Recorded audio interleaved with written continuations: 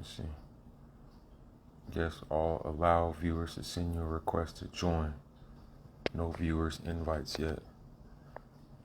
Okay.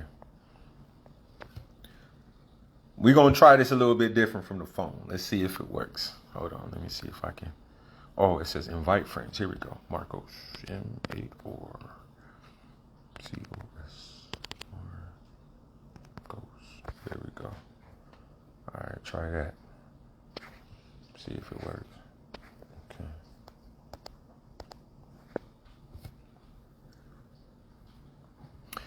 Like I said, good evening. Welcome to 12 Faces Sober Speaks podcast. I am your host. Let me fix this camera. Oh, there we go. Add. Bring Marco's camera on. There we go. There it is. Okay. There we go. We got it. Go ahead. All right, there we go.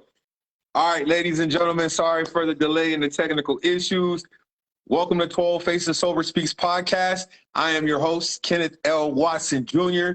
Like I said before, you can get merchandise on 12facessober.com. I got t-shirts. I have 2 hoodies left. I just made a sale earlier today, so big shouts out to her out in Chula Vista. Like I said, you can also get my book, 12 Faces of Sober. It's all on the website. Like I said, 12facessober.com. Simple as that.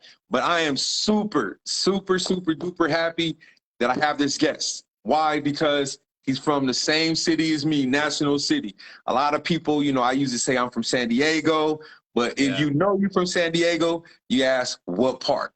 And we happen to be from National City. We actually went to the same high school together as well, Sweetwater, at least for me, one semester. But like I said, it's all, hometown love. But before I go any further, I'm going to give you a little backstory. My man is doing big things in the city. I've been watching him for some time now, and everything that I've seen thus far has been nothing but positivity.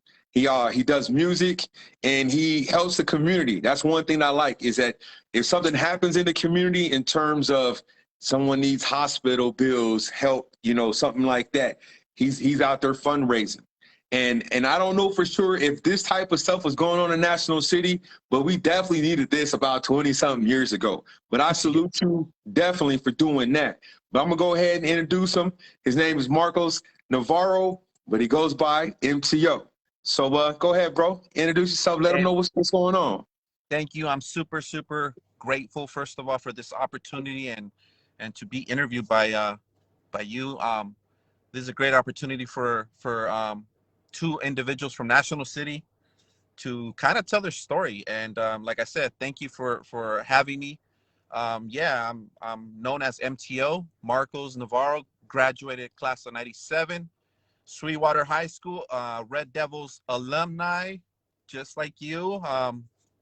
And like I said, everything that I've done, from the get-go, it's always been from the heart. And I salute you for making a big change. Not only by that book that you have available for your fans and for your people, but for serving our country. So thank you from the bottom of my heart for your service. And we could interview each other, as in, you've gone through so much too, and a lot of people don't know the side of your story and your book, 12 Faces of Sober. So it's going to be a great show. Yeah. So now, I lived in I lived in National City from 87 to 2000. But I also, I've been pretty much lived in San Diego since 82. I lived in Paradise Hills first. And, it's crazy because, Rocky, big shouts out to Rocky back then. Yes, I've known him since kindergarten. Saying? We both went to Paradise Hills. And it was, really dope to go from, kindergarten to first grade. And then I went to a different school out in Terra Center out there at Vista Grande. And I went to Lincoln Acres when we moved from Navy Housing in Paradise Hills to Lincoln Acres. And he was the first person, Kenny, what's up, man? I was like, damn, and it was really dope because, we hung out, and we played, played sports right there in Las Palmas, baseball, Yeah. that, and then I played at Kimball. So, it definitely was a culture shock, because when I was being bussed out to Tirisana, there was a lot of, we had to make those stops through Southeast San Diego Yeah. to get to the rich area. At that time, it was rich, but Yeah. so they talked about us because we were the black kids, we were rowdy, and these rich white folks was like, what do we do with them? Yeah. And so it was already a strike against us with that. So I mean, growing up, and I'll tell you, when we first, my family first moved to National City, Lincoln Acres was full. Me and my sister was supposed to go to Palmer Way. That's where I attended, Palmer Yeah, Way. yeah, that's why I'm missing that, because I was like, yeah, we probably would have been classmates. You That's know what I'm right. saying? Yeah, so it's really dope, man. So what's some of the things you got going on out there in the community, man? Like, like I said, I know, but let my viewers and your viewers know that as well. Well, there's been a lot of things, like you said, it would have been wonderful if we had this kind of platform 20 something years ago, right? But we didn't have social media. We were street kids that used to just love playing outside, like you said, play baseball, play sports. I was a soccer dude, so I played soccer all my life at the Boys and Girls Club of National City. And Mm-hmm. like we didn't have we were raised in poverty. If you really think about it, we were blessed to come out of the hood and do something with our lives, because there's a lot of people that didn't make it out the hood. And with so much things happening in National City still to this day, what are the things that are happening is just there's been a lot of hate crimes. There's been just a lot of homeless situations as well. National City has always been a really, really tough neighborhood to grow up in. Like you were brought up in National City. You know how tough it was. Back in the years, it was constantly, gang violence. With even if nowadays it's not like that. National City, because we had the Acre Boys. Back in the years, I went to Granger Junior High School, and we were beefing with Acre Boys, the Block Boys, the NC Locals. It was just crazy. And things haven't really changed much as in poverty. You Mm-hmm. know, uh, there's no rich kids in National City. There is only poverty and maybe a middle class. I don't even know if the middle class exists anymore. Mm-hmm. But yeah, there's been a lot of what do I want to say, hate crimes. Happening with our street vendors, and it's not only in National City. It's been happening in Los Angeles. It's been happening in Oxnard. And I've always made this very clear to all my viewers and to all my fans. I was brought up around, a lot of blacks. I was raised in the Plaza Manor apartments, with Kyle Ford, Matthew, Beyshay, Kunta, Mm-hmm. Aaron.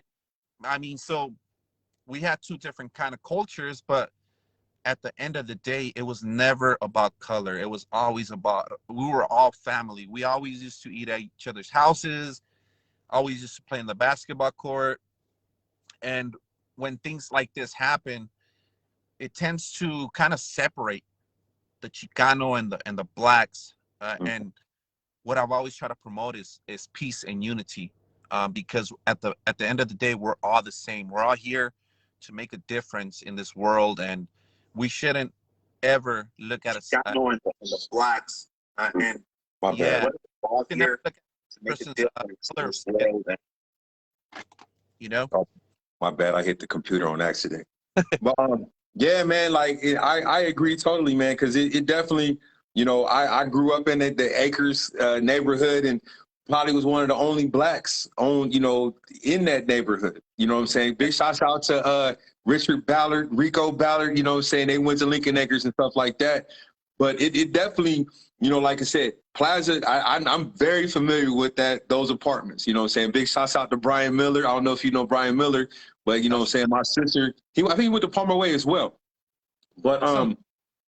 it's like I said, I will say that one thing that I noticed, the last time I went to San Diego, I think it was 2 years ago. I went back on my old block. I went on Grove Street, and I noticed, how the fences right there, and they had all kind of tents and everything in the bushes, and I was like, wow, like this is something that I didn't see when I lived there for 13 years, and I was just like, and my neighbor, he still lives there. Big shouts out to the Harlow family. They, he was like, yeah, man, it's gotten worse and worse. But my thing is that despite the fact that I understand it's California, but I looked it up just yesterday or the day Yeah. before, how much the old house is worth. It's almost like 500,000. More. Yeah, that's crazy.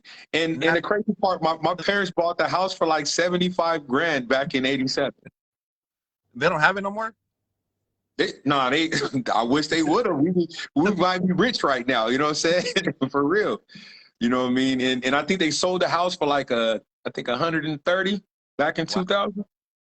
Yeah, so it's definitely different. Like I said, I just talked to my mom. Matter of fact, my brother's ex-wife, she still lives on 20th Street. One of the only other black folks that live on 20th Street that I know of. And she had called my mom, was like, yeah, you won't believe how much these houses are. And I was just like, wait a minute, now National City? They, what I mean? I'm thinking that's the Yeah. North County. You know what I'm It's not saying? high. But that's crazy. That's real crazy. You So, know, I think go ahead. California in general, it's very expensive to live here. Where Mhm. where are you where are you at right now? I'm in Jacksonville, Florida. Yeah, so like there's nothing like old school prices. Like you said, 70 something thousand. Now it's like right now National City prices for real estate is like between 600,000 and 800,000, and you're talking about old houses. So it's like, wow, it's out of the reach of a Yeah, lot of folks that really work hard, and you can't really buy anything anymore. yeah, So because it's I think that house that we lived in was like 1,100 feet, 1,100 square feet. And I was like, wow. You know what I'm yeah, saying? I'm like, my townhouse is bigger than the house I used to live in, and I grew up in. yeah. That's crazy. You Hey, know what so I mean? Ken, tell me a little bit about. I mean, I've been wanting to get the book. Carlos Santisteban was supposed to loan me the book so I can read it, and Mhm. and of course I'm gonna buy the book, right? But tell us a little bit more about your struggle and because I mean it's an interesting story. Like you come from the hood and you join the Marines. No, no, not the Marines. Don't I'm sorry. disrespect me like that. I just No, playing I'm that sorry. army. You know what I'm You joined saying? the No, it's all good. Yeah, and well, you joined a branch, and what happened? Um, well, my dad, he was in the Navy, and I think he got out when I was in maybe like seventh grade, give or take. So once he got out, he started drinking, but he was already drinking while in the service. And the first time I got drunk was 12, so that's hence the name, 12 Yeah, Faces. And so I just like anybody in high school, I was an athlete, played basketball, played football at Hilltop. And yeah, after every game, like, yeah, win or lose, I'm looking forward to getting high and drunk with my friends. yeah, And it kind of it didn't necessarily really pick up as far as like my tolerance level, probably until like around maybe like '05. '05 is yeah, when I was just out of control. Like I just got my bachelor's degree in 2003, and I pretty much like I moved. Me and my mom moved from Minnesota to Phoenix, and I was working in radio, on air promotions work, and I couldn't find a job, despite the fact of having a bachelor's degree in communications, experience in radio. I yeah. still couldn't get in the door. And Wow. so I kind of was like, all right, well, I'm hanging out with my brother. He lives in Phoenix, and I'm drinking with him, smoking weed with him, and everybody else is going to work, but I'm at home applying for jobs and couldn't get nothing. And then Yeah, so it was, started dealing with some of the women that my brother, that crew of people, and that's all they do. yeah, Every weekend they was getting it in, and it was like, all right, at the time I was a Budweiser, Bud Light, MGD type drinker, and then it went to the malt liquor, St. Ides, 211, and then once I hit that malt liquor, it was sad to say, but it was like damn near like crack, and I was wow. hooked after that. And But you already had joined the military, right? no, I didn't join the military until 2009. Do you think So that's what made it you join the military? carried over. It carried over, needless to say. Oh, Yeah, wow. it carried over and it got worse. You know, I had, one relationship that didn't work, an engagement, and then I ended up, just desperate to be in another relationship. I ended up getting married to somebody that I had no business doing. Yeah. And she drank. She was an alcoholic too. And I didn't find this out until like right before I got out the military. But she used to actually hide the alcohol in the house. And I So it didn't do it. make it easy. Mm-mm. And then So even when I got out, 'cause I moved back to Phoenix after I was living in El Paso, same thing. Like, I'm like, I don't want to drink no more. Oh, let's go to the liquor store. I'm like, you got to make up your mind. Like, it's either you yeah, don't want me to drink or you want me to.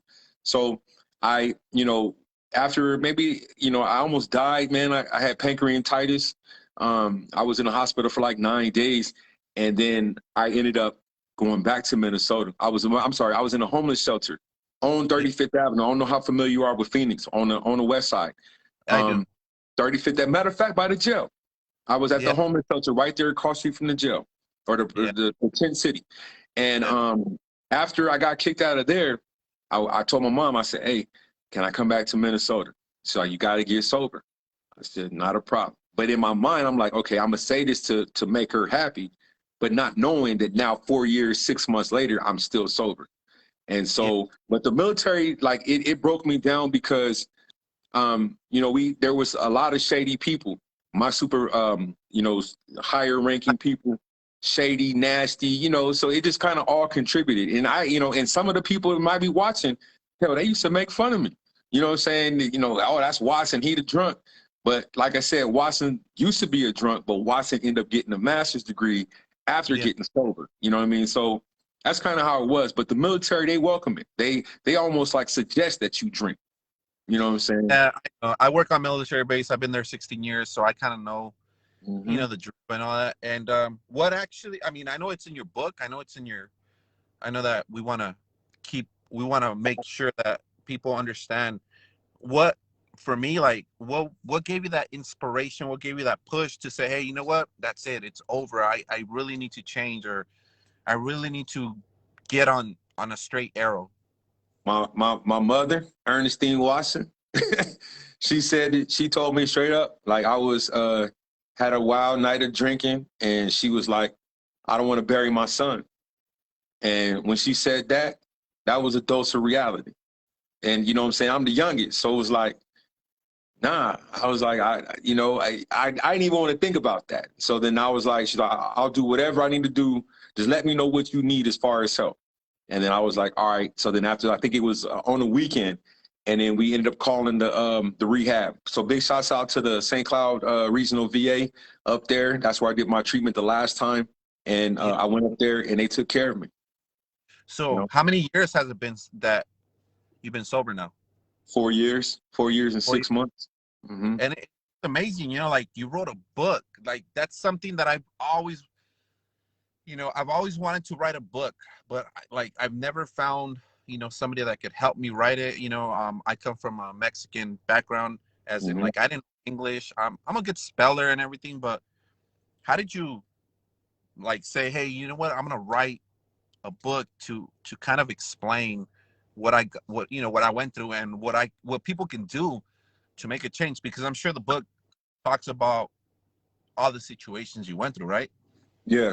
Well, like when I was in treatment for starters, when I was in treatment, they, you know, go to various groups and they would ask, certain questions like, what happened in your life, and I'm sitting there telling them, and they're like, wow, okay. And then what I guess it was the straw that broke the camel's back was when they're like, okay, this guy actually has a plan.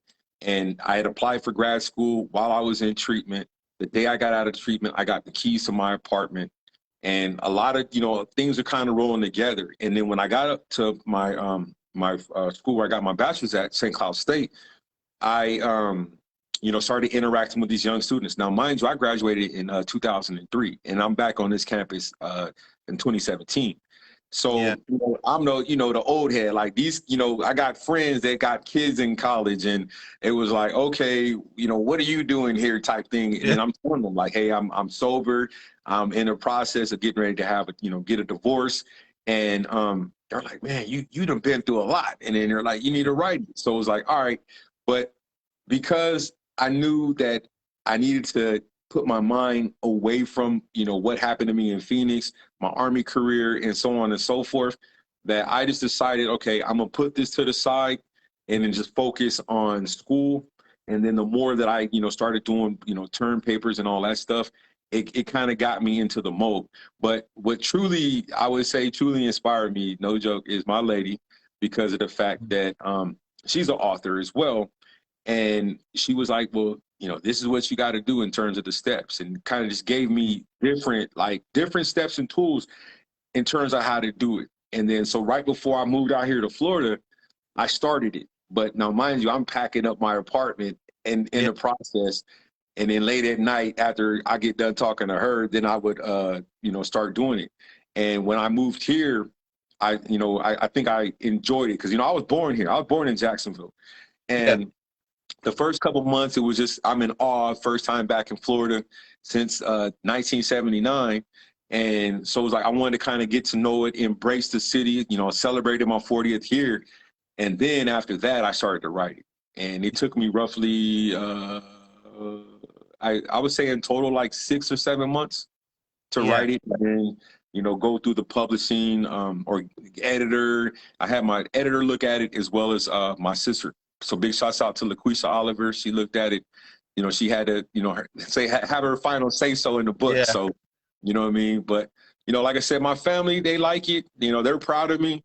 Despite the fact that my mom, she's not expressive. You know how it is in certain homes. Yeah. Some homes, they're not super duper expressive, but they show it in different ways. But, she's definitely happy.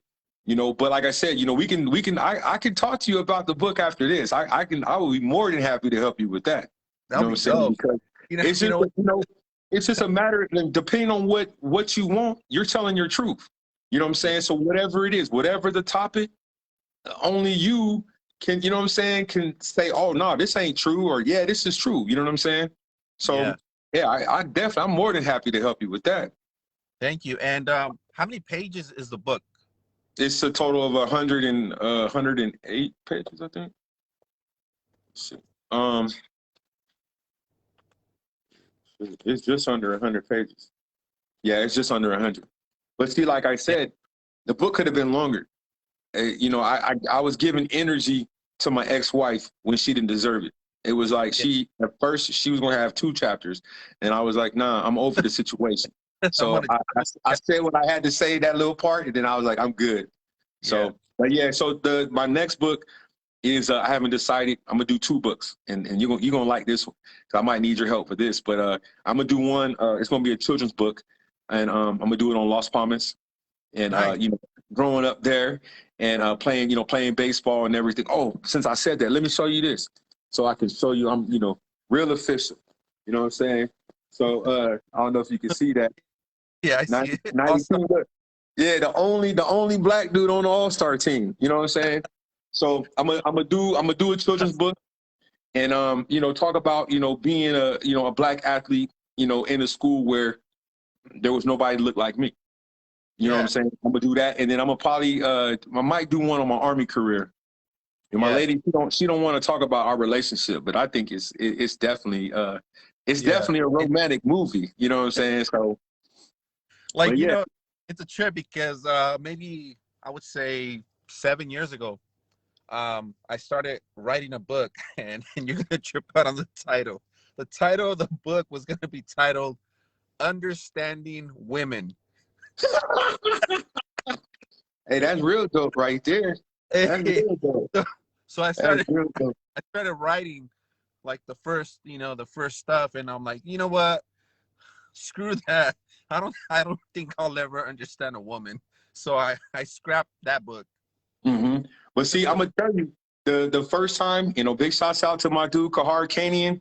I actually started to, since you said that, I was thinking about writing a book kind of similar, and it was called Playing the Game back in 2002. And Yeah. I actually, I've lived in Phoenix like 3 different times, but my second time living there, I had actually started it, and I have the writing in my closet. And I don't know, my lady probably won't like me writing that one, so I'm just gonna push that to the side. But I think Yeah. I do have the notes somewhere. You know what I'm saying, in this But place. Yeah. so the So, book, so you I think I saw it on Amazon. It's available on Amazon, right? yeah, you can get it on Amazon. All you gotta do is type in the 12 Faces of Sober, and Yeah. then It'll pop you up. know, yeah, it'll pop up. And like I said, either or on my website, either or. You Hey, know. so I mean, like this little podcast that we're doing is, isn't it pretty cool? Like, like a lot of people that will see this, they're gonna see a Chicano, a brown brother, and a black brother. They're gonna be like, "What the heck is going on?" Right? You Hmm. know, I've always been open to all the topics, but what do you think is happening um, with our street vendors? Like, I'm sure you've seen what's been Hmm. going, and what are your thoughts on it? Like, I mean, I know that you're not in National City anymore, but do you have street vendors out there, and what's your opinions on it? Are you referring to like the Pasoleros, or are you talking about like Yeah, the? yeah, like Yeah. how there's been a lot of hate crimes out here in Hmm. National City, California. Like, Hmm. what are your thoughts on it? Like, like, why do you think it's happening? Like, um, because a lot of people are saying, well, it's only blacks hurting the Mexican street vendors. Hmm. And why do you think that our youth has been pretty much has been taught, or the parenting has not been there as like how our parents taught us to respect each other, no matter what color you're, no matter what religion, no matter what race you are. Do you think that parenting has a lot to do with what's happening with these young people hurting our street vendors, or what's your opinions on it? Well, first off, I don't agree with it. You know what I'm saying? Because you taking money out of that person's pocket. You know what I'm saying? By knocking over things and dumping out whatever they got in their carts. I don't respect it whatsoever. I don't like it. Every time I see it, I'm just like, man, it's giving us a bad rap. You know what I'm saying? Because and I'm not gonna say it's like some governmental plant, but I Yeah, look at it from a standpoint like it's always it seems like they're trying to make us clash with each other, because that it's almost it's like they don't want to see the two most powerfulest group of people in the country, like, you know what I'm saying, make amends. And I'm gonna tell you, since you asked that question, it goes a little bit further. Um, yeah, and it's gonna shock you, but and I'm sure you probably know. And see, the the Caucasian race did some real dirty stuff, and it's still going on today. And what they're trying to do is make it to where like they're erasing a lot of our histories. You know what I'm saying? Like they don't necessarily want to say like we didn't just come on ships. We were already here. You know what I'm yeah, saying? But they're making it as, okay, you enslaved everybody, but you couldn't enslave the people in Brazil. You couldn't enslave people in certain areas. How did they get there? They were already there. You know what I'm saying? But in yeah, terms of what's going on today, I don't agree with it. Like I said, I don't know the mindset, because you look at it now, we're the parents. We're the parents' age of some of these teenagers that's doing these types of things. And I don't condone violence at all. It don't matter if you black, white, it does not matter to me. yeah, me either. Like I said, if somebody's trying to make a honest living, then you should not be trying to take out of that man or that woman's pocket, because they obviously had to put money in to get their business going.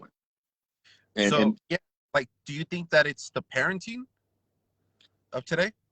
um Because man, before, like our parents would whoop our ass. oh yeah, oh yeah, oh yeah, You yeah. talk back I to your mean, dad, mom, they a fucking lot of it now is these kids beating their parents up.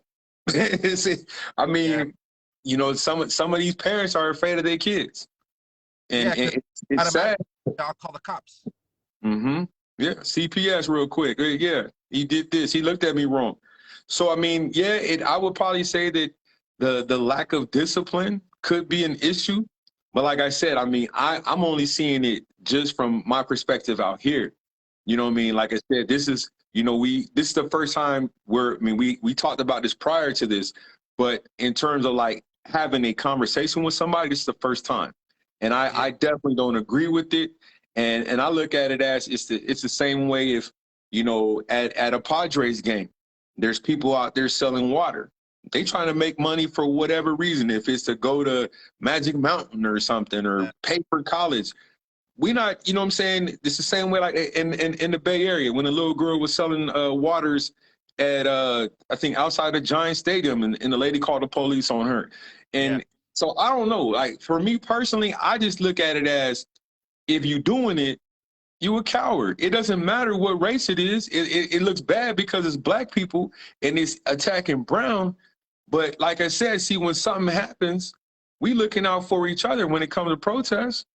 yeah. You know what I'm That's saying? true.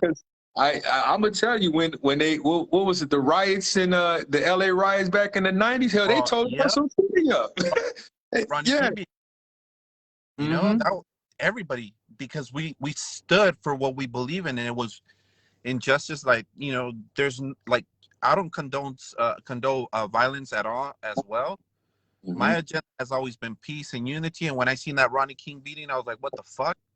Mm-hmm. Like, because it didn't matter, like you said, if he was black, if he was white, if he was Mexican, he got beat up by cops. Like he had no weapon. The video was there. Imagine the video never popped up. They would have never You know, known what really happened. yeah, And that like that's one thing I like about today. Everybody has a cell phone. Everybody can be their record, own. You know what I mean? Okay, if you see a police outside, hold on, let me record it just in case. You never know what's going to happen. like You know? The George Mhm. Floyd incident. If that person wouldn't have recorded those two cops, that's it's just He like, probably be a free man. yeah, social media is really, really big now. We didn't have social media back in the years, so this is actually it's a good thing. It's a Mm-hmm. really good thing that there's social media and that there's video cameras. It's a really good thing because now cops could be held accountable for their actions. Very And, true. and I don't know, man. It's they don't like, honestly, they do not make them like you and I anymore. Mm-hmm. They're not like, a lot of the youth is not solid. They're they're not, it's just different. We were brought up, I think, in a different way. I don't know if it was the parenting. I don't know if it was just the poverty or the street life, but they don't make them like us anymore. If you really Right. have you ever have you paid attention to the youth nowadays? There's new words like clout. Clout means, I'm trying to shine. Mm-hmm. We never use words like that. We didn't care about clout or Mm-hmm. about attention. All we cared about was survival. True. You Very know, true. Very, and very, very true. back in the days, growing up in National City, is like, all of us, we would just stay quiet. We, like, things would happen, and all you would do is just stay quiet. Hey, I didn't see shit. Right. We were solid. We were loyal to each other. And times, I don't know if today's youth is really, really out of control, or I don't know, but it's been crazy out here. Like you said, I don't think that National City has changed much. It just, there's not a lot of there's actually better better leaders. I have Lucky Tucher Morales, which is another community activist that really steps up to the game as well. And we had a ex ex mayor, which is Ron Morrison. I don't know. I'm sure you heard of him. Yeah. I remember him. So he's still involved very much in the community. And with this platform that I have, is like, it's amazing. Like, when we have something like a platform like this, we could actually help the communities, even in Florida. you Mhm. know um with your podcast, you could help people. And with your story, with your book, and everything that you've been through, by sharing your experiences, could help a young army guy or a young alcoholic change their ways, because if you were able to change, people could change. If you really want the change in your life, you will change. And I see that with you, 4 years sober, and you're still doing what your plan was. 4 years ago you probably said, hey, that's it, I'm on a different path, and you've been taking that path. So I want to congratulate you for that. So that's really good, man. I'm super proud of you. Thanks, bro. Yeah, it was kind of like, it was like I had one foot in the grave and the other foot that was damn near in jail. And the good thing about it is that I was fortunate enough, I got, I've said it in my other videos in the past, I got scars to prove it. And the good thing is I never got a DUI. I mean, I was fortunate enough Good. that I, even to the point where, heck, man, I can remember when I lived in Scottsdale, and I had a motorcycle cop right behind me, had a beer open, driving, and did not care, and did not get stopped. You know what I'm saying? That was just the wild life that I was living. And and I would tell you this, I think that one of the main issues that's affecting a lot of our people is the fact that we don't have those resources per se to go get that mental health, to go get evaluated. And I think that is very, very important. I know that in the Black community, I was just talking to my mom about this yesterday, at the fact that, like, we would make fun. Oh, that's drunk Uncle so-and-so, or that, give him about 30 minutes, he gonna show how he is. Instead of trying to find out, like, what's going on in his life, his or her life, to make them want to drink like that. And that's to me where I'm trying to have the platform and, be able to speak in my experiences, speak my honest to goodness truth. Heck, I can honestly say it. Hell, I drunk when I was in the Army. When I say drunk, is the time I put my uniform on until afterwards. It doesn't matter. They can't touch me now. So it is what it is. But nobody really knew until I got sober. I've had numerous people in the Army like, man, you really went through that? You really experienced this type of trauma? Your superiors laughing at you, your superiors sleeping with your ex-wife. Like, these are the type of things that I had to deal with and had to go to work every day and show up. So for me to be like, you know what? I don't want this in my life anymore. It was the best thing, man. Like I said, I've been able to travel. Like I said, man, I was on the Jumbotron at the Padres game. You know what I'm saying? So, like, in 2017, I went with my neighbors, and I got I don't know what that Padres dude with the whatever. They put me and him on the Jumbotron and got to hang out with the Padre girls, all kind of stuff. But I wouldn't have been able to do that if I was still drinking. You know what I'm saying? So I looked at it as that it just kept getting better and better and better. And like I said, I've traveled, man. I watched the Chargers play in Cleveland. I saw the Timberwolves play in Brooklyn. Went to a game in Mississippi State, which was all-time dream of mine. And so it's just doing things that I once wanted to do when I was drinking. Matter of fact, I used to go because the Padres affiliate is in El Paso, the Chihuahuas. Went to a couple of games there. You know what I'm saying? So I look at it as, now I just want to, be able to not necessarily, I guess you can say, be an ambassador, because I got interviewed yesterday. The lady asked me, she was like, do you think the sober community is represented, with Black people? I said, it's a very small percentage. And I said, when I see them on social media, I'm quick to add them. I'm quick to add them. I'm trying to talk to them. I'm trying to get them on my podcast, because the percentages are very low. You got Caucasians out there, they representing tough. But I don't have a problem with being honest. That's one thing that I was honest when I was drunk, and now I'm even more honest now. So yeah, that's the same thing with me. I'm just forward. I'm direct. And like you said earlier, there's not enough resources for us. What like, up, Rocky? What up, Rocky? Rocky, He just joined in. What's up, Rocky? Yeah. Seen Rocky maybe a couple of months ago when we're selling the Suhai Red Devils sweaters.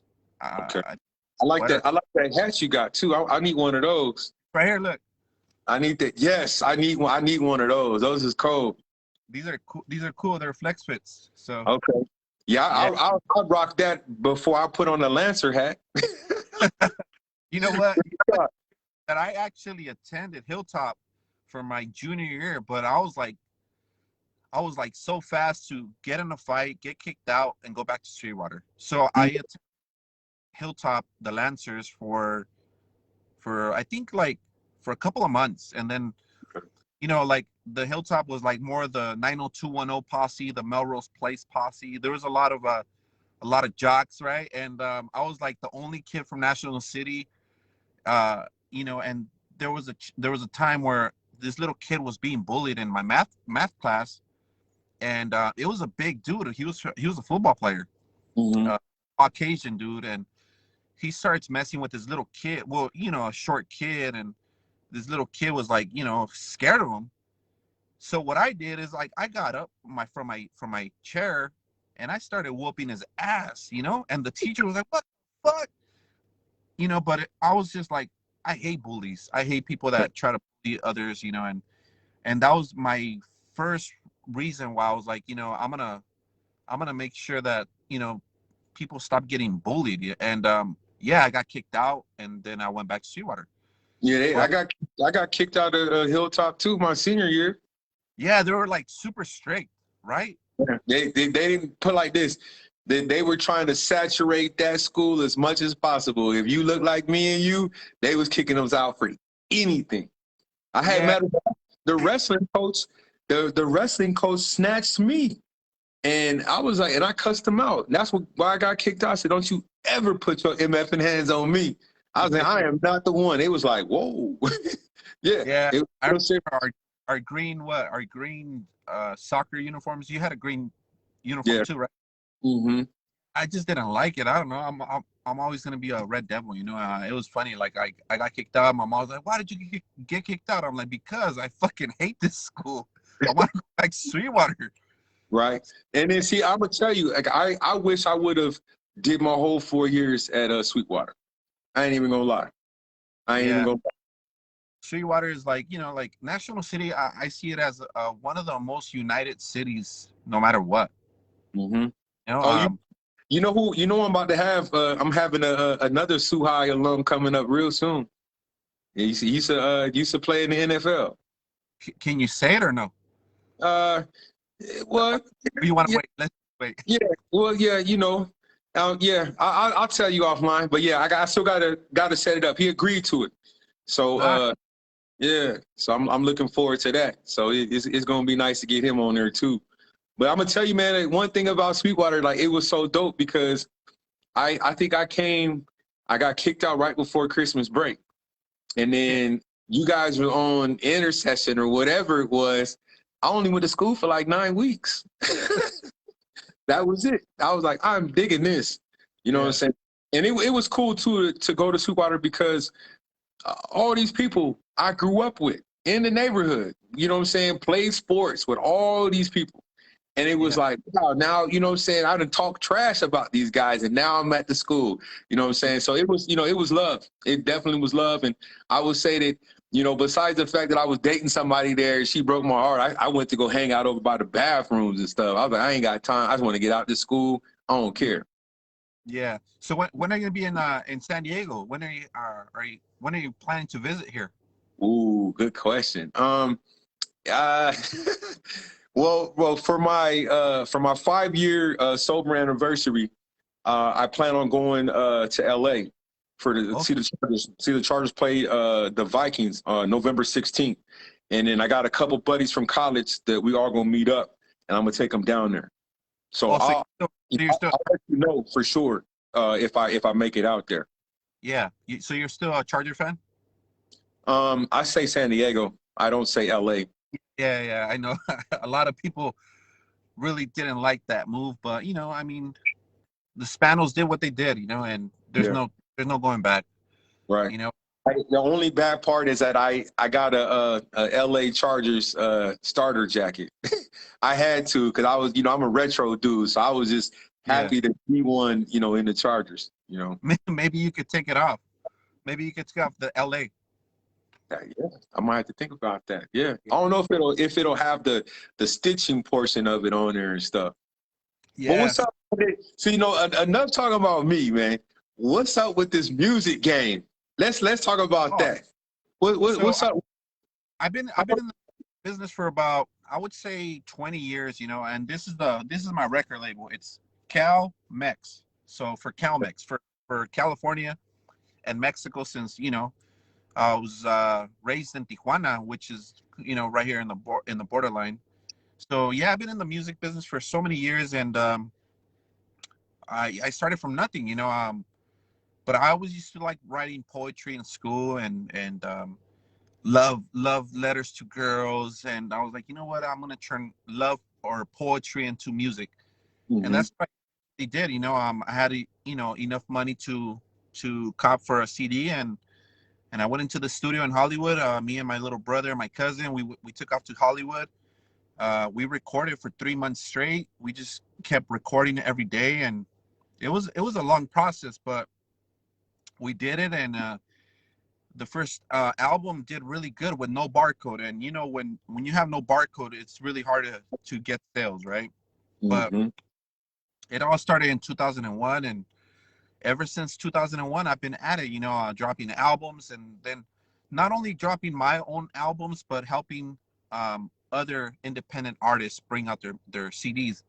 So my catalog is pretty big, man. I brought a lot of CDs out here, a lot of artists, and just been blessed, man. I've been blessed to be able to help others, because at the end of the day, I don't do it for myself. I do it for everybody, for the community and the people that do not have a voice, that do not have a platform, that don't have that opportunity to purchase a beat or purchase studio time.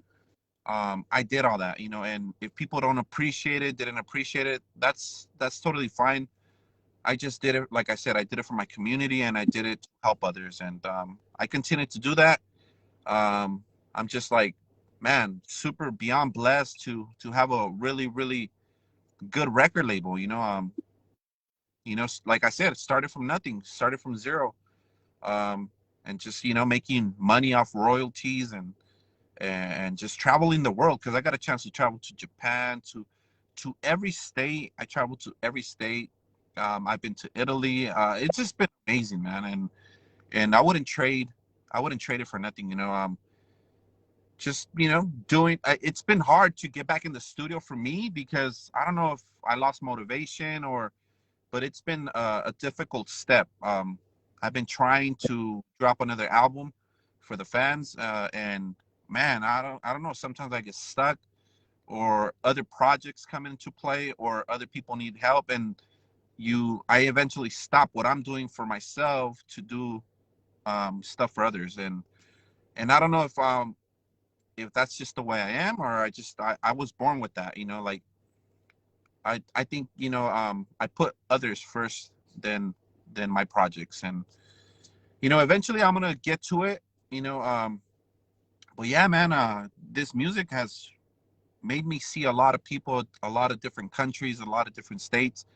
We used to go to Phoenix every year, to the convention center, and that's why I'm kind of familiar with Yuma and Phoenix and Morenci, like all Arizona. We used to travel all through Arizona, New Mexico, Denver, Texas.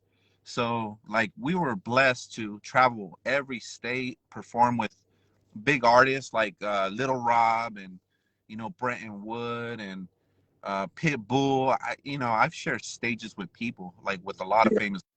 Yeah, I met Pitbull when I was working in radio. He came up to Minnesota, and it's funny that you say that, because big shouts out to Kyle Ford. He just jumped in. Um, like I said, you know how it is. I worked for white radio station. It was black owned, Radio One, but Pitbull came in. He didn't even want to talk to the programming director. He wanted to come and straight talk to me. And I was like 23 years old. He was like, "What's up, man?" I was just like, why you want to talk to me? I'm just a promotions assistant. Like, and I figured out what it was. Like, these white folks wasn't being real.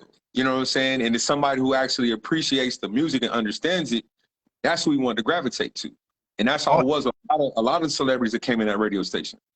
yeah, and Pitbull is like one of the most humblest dudes that, man, just super super humble, very very, all about his fans. And oh man, the times that I've met Pitbull is just an amazing individual. Yeah, and then I noticed that that you you done some work with MC Magic, Oh and yeah, yeah, I used to listen. I used to listen a lot to him. I don't know if he was on the beat.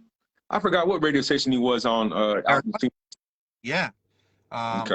I'm not sure which one it was, but he was a host, right, at a radio station. Yeah, he was a host of a morning show. Yeah, and I'm not sure if he's still doing that, but he comes around LA a lot. Also he's the owner of Nasty Boy Records, and he's been doing it for many years. Since '96, '97 when he had MBK, and Okay, then I it remember was them. Nasty Boy Click, and then from there it went to MB Riders, and then New Riders, and so he fell off the label, which was Upstairs Records, and he has his label, which is Nasty Boy Records, and he's doing good. MC Magic is another. He has a great story behind himself as well. Okay. But yeah, man, it's amazing when you grow up listening to the music, right? And then all of a sudden you're in the same studio, or you're in the same concert, and you get to meet these artists, and you're like, man, they're just like me. They're just like Yep. you and me. We're just, Regular folks. yeah, but a lot of people don't understand that. A lot of people are like, oh, he's conceited, or a lot of people don't see the struggles. They don't see, like yourself, they don't see what we go through behind closed doors, or under family.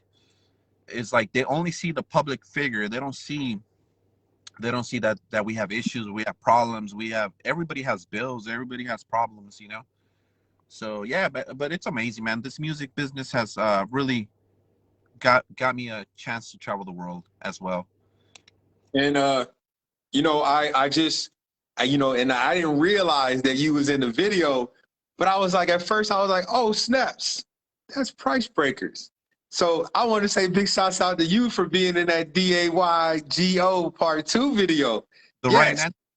Yeah, yeah. And I hope I don't get in trouble, but if you look closely on the book, Yeah, it's got his it's got his barely see the beach. I had on his hoodie when my lady took the took the picture. he's he's amazing, man. He's Yeah. cool as Brian Anthony's super super humble dude. I, Nah, I, I I like that video, like for the fact that he was able to bring all different kind of cliques together. You know what I'm yeah, saying? That right there is big, real big. yeah, and like I said, he's super super humble dude.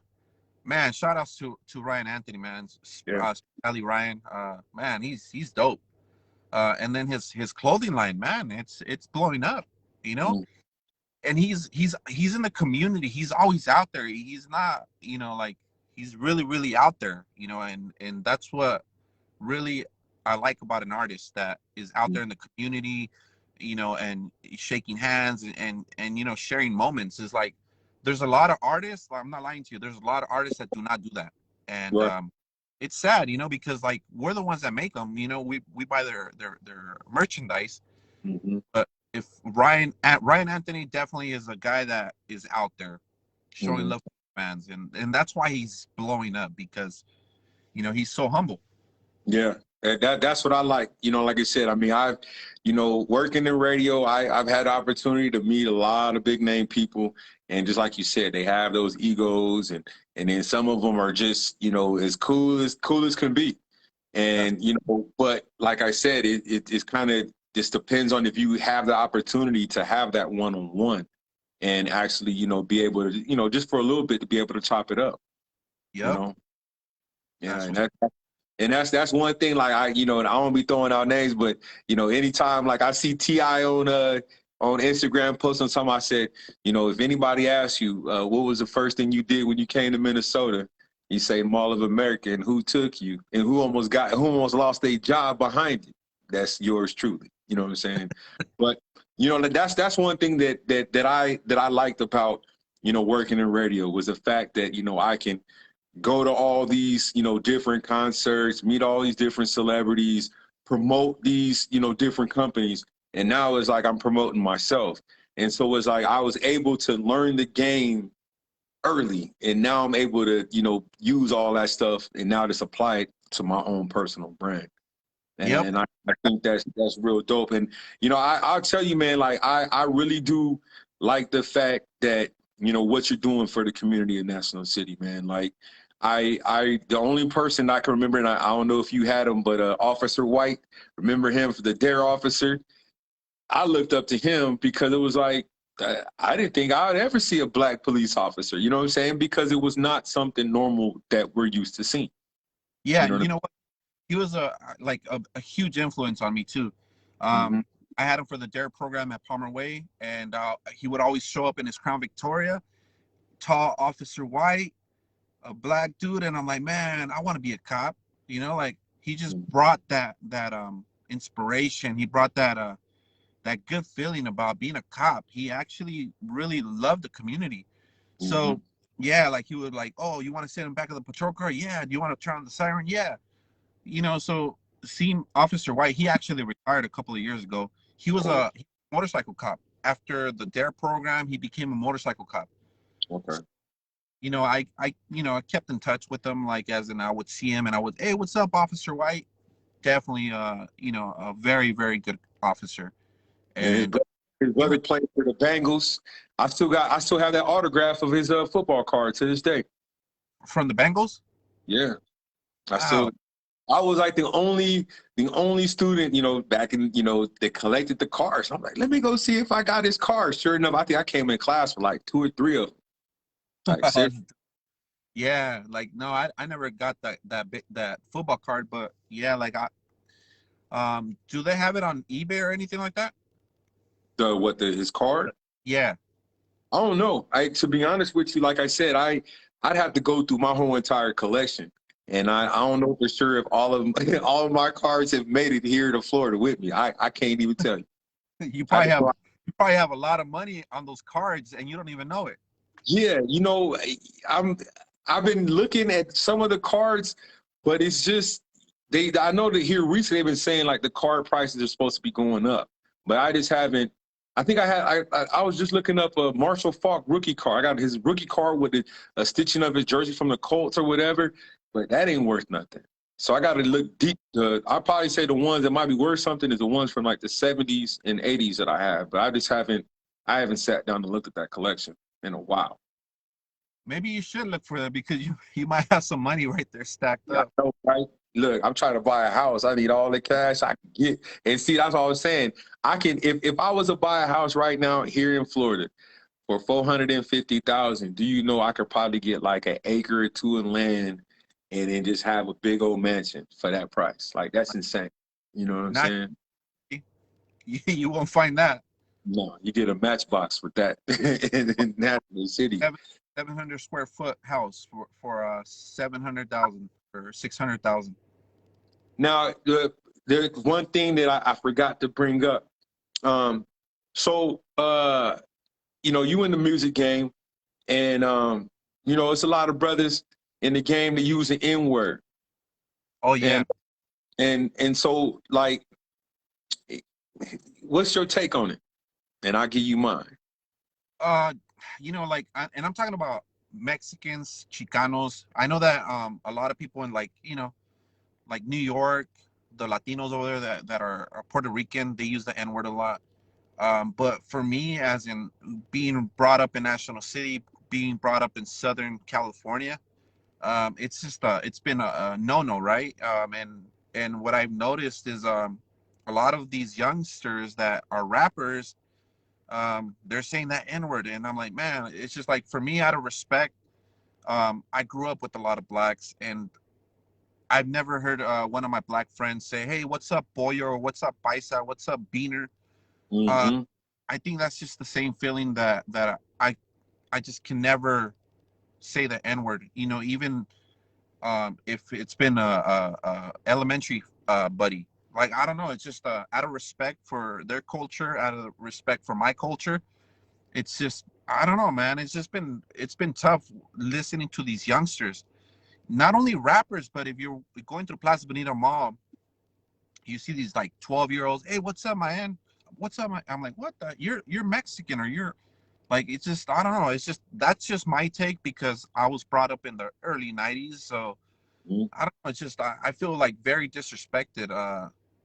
Not only because they're Chicano or Mexican and they're saying the N word, but like, I don't know if it would fly back in the years when I was growing up in Astro City. I don't know if it was going to fly.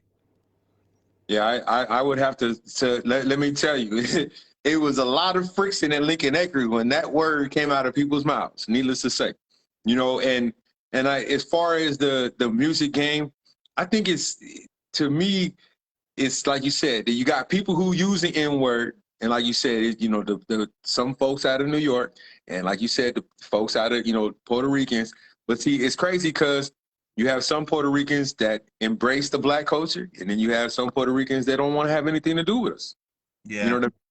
Despite the fact that me and you could be cousins, and you know what I'm saying. And in this, so for me, when I hear it in rap songs today, it's like, okay, like, you know what I mean? Like, should I turn it off because I'm not, I'm not okay with that person saying it. So I kind of just, like I said, it's some cats coming out of LA that's, affiliated with certain gangs that use it very freely with another rapper in the gang. And I'm just like, Yeah. wow, like this type of stuff would not be going on. Or maybe it was going on and I just didn't hear it. Or I blocked it out. But now, nah, I'm not too cool with it. No, You I don't think it would have flown. I don't think us growing up in the same, like in the same time. I don't think I never heard my Mexican people say that. You know, Mm-mm. and if there was ever fights, like it was because of that. Like, Mm-hmm. hey, you call me, why did you call? And then boom, they'd start fighting. But like to embrace it as in to be, oh, what's up, my, like, I don't know, like I have that respect for my black brothers because, like I said, I grew up in all types of cultures. Like at the Plaza Manor apartments, there's Asians, there's blacks, there's Arabics, there is everything. So we embraced each other's cultures. Kunta, I don't know if you remember Kunta or Kyle Ford. Yeah, yeah. Me and Kyle's my dude. Me and Yeah, Kyle used to hang out touching at Sweetwater. yeah, we're the same year. We went to Palmer Way together, and like that was like one of my best friends, in elementary school, and he was black. So Hmm. every time I go, to his house to go knock on the door, his mom would answer, and she would be like, "Would you like something to drink?" Sure. I used to, and this vice versa. When Kyle would go to my house or to my apartment, same thing. We all used to embrace each other's cultures, Yeah, and and then same way, Rocky lived on Prospect. You know what I'm saying? We was spending the night at each other's house, like because at that time, it wasn't like race really mattered. You know what I'm saying? It was like, shoot, you are who you are. I am who I am. But we are kids growing up in the same city, and that's pretty much yep, what it was. But there were yep. some kids I would say at Lincoln Acres that just would love to say that. And matter of fact, I broke this knuckle having somebody call me that. That's what. All right, he passed away, but what I'm saying, I hit him so hard that I was like, wow, I didn't even know I had that much power in me.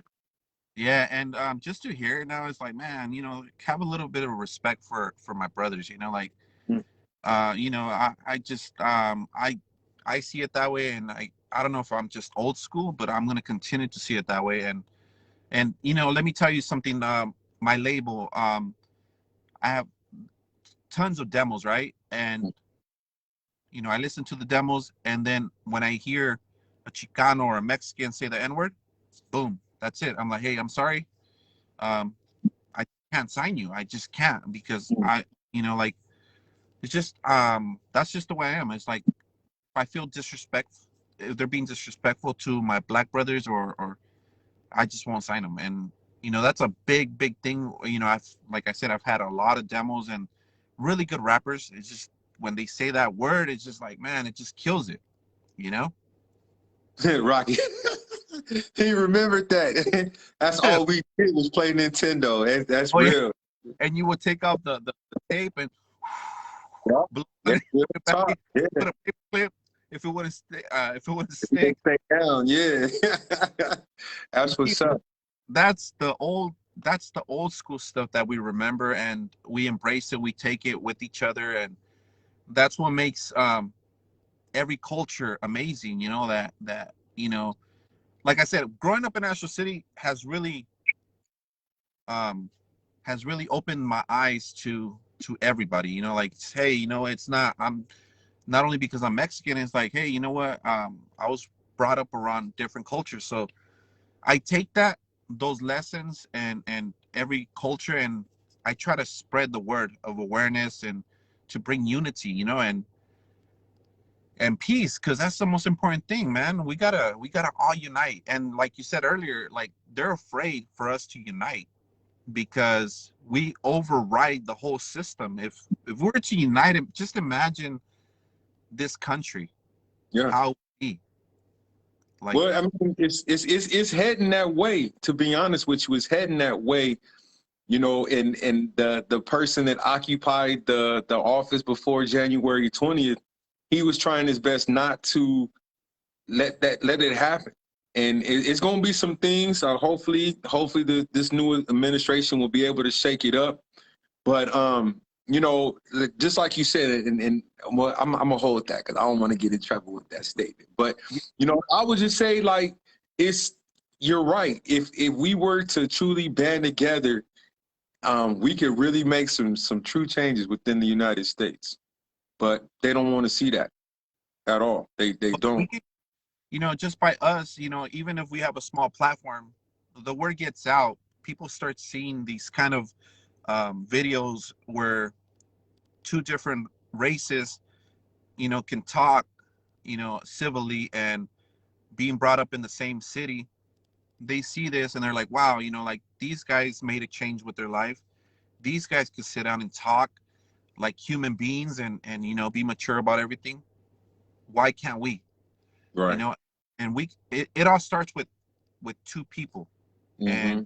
this can be a prosperous thing that we do. Like, we can actually change the world if we keep doing stuff like this. If people keep seeing positivity and they keep seeing the union between blacks and browns, and they'll be like, what the fuck is going on? There's going to Hmm. be a lot of jealousy, there's going to be a lot of hate, there's going to be a lot of controversy. But at the end of the day, it's not about that. It's about unity. It's about peace. It's about making our communities a lot safer for our youth and for our elderlies. And that's just the bottom line. And I'm gonna hold you to that what you said. So whenever you ready to get me out there to speak, man, holla at me because I would love to go back. Because like I said, the only person that I can sit here and say is Officer White. There should be a whole lot more. That Yeah. was, I'm saying, just for one person. I should have like 5 or 10. I didn't have I had one, and I don't know if Rocky remember, but my first woman black teacher was at Paradise Hills, Miss Harrison. And they were still whooping people at Paradise Hills. And I didn't have another black teacher. I had one in 8th grade. May he rest in peace, just passed away. And then I didn't have another one until I was in college.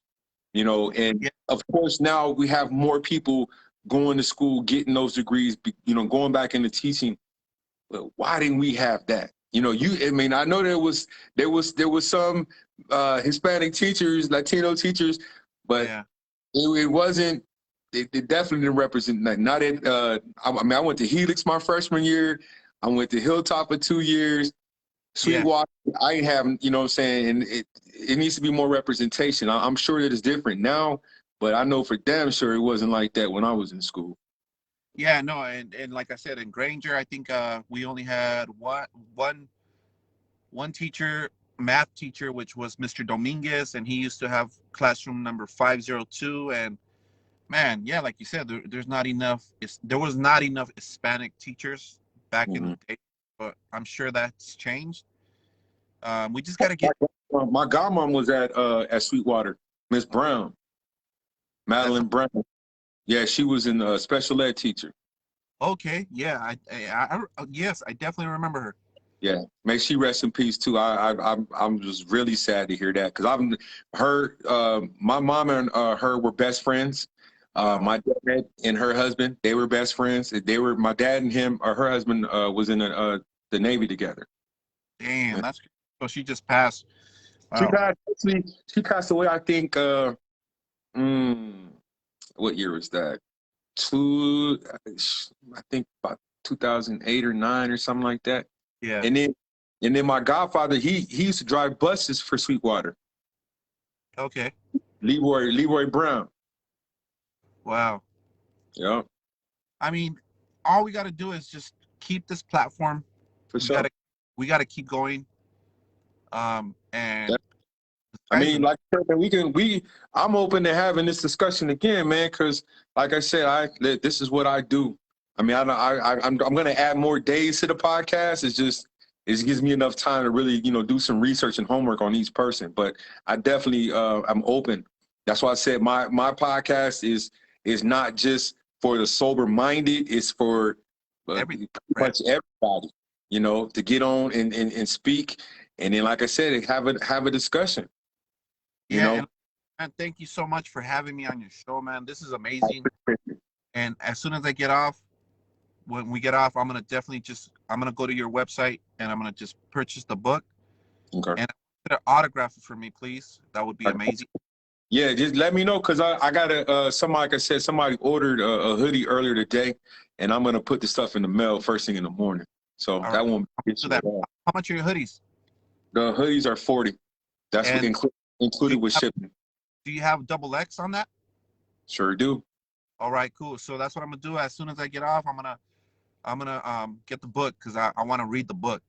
Okay, and then do me a favor too. In the comment box after we get off, make sure you put all your information on there so people can follow you.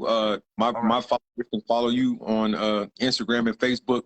And like I said, man, let's keep it going. And I honestly appreciate you, man, because I've been dreaming to interview somebody from my hometown, that to be able to let people know that National City ain't nothing to play with, because people don't know that National City used to be the worst city in San Diego. Yeah, hell yeah, it was, man. It was tough. Yeah. But two stories, and it's like, you can make a change, and that's what I want to say to people. If you're watching, you could change. If you really want to change in your life and you want to make a difference in the community, take action, step up. Don't just sit back and just look at what's happening. Do something. If you want to, like I said, if you want to see change in your community, if you want to see change in yourself, take action. Don't just turn the other way. Right. That's what that's what I'm going to continue to do. Man, and I thank you for taking the time out, man. You know what I'm saying? Especially on a Sunday when you could be out there cruising Highland or something. Yeah. I'm going to actually, go cruising right now. Oh yeah, for sure, man. But like I said, man, thanks a lot. Like I said, you guys can get the merchandise, my stuff, 12facessober.com. You can get the book. Like I said, I appreciate the people that's sat through and listened to us talk, man. It's nothing but love, man. Black and brown, we need to get together, stick together. You know what I'm saying? That's what it's all about. But like I said, bro, thanks again for taking the time out, man. And like I said, we'll definitely be in touch for sure. All right. Kenneth Watson, 12 Faces of Sober, your boy MTO, and I'm gone. Late. All right, bro.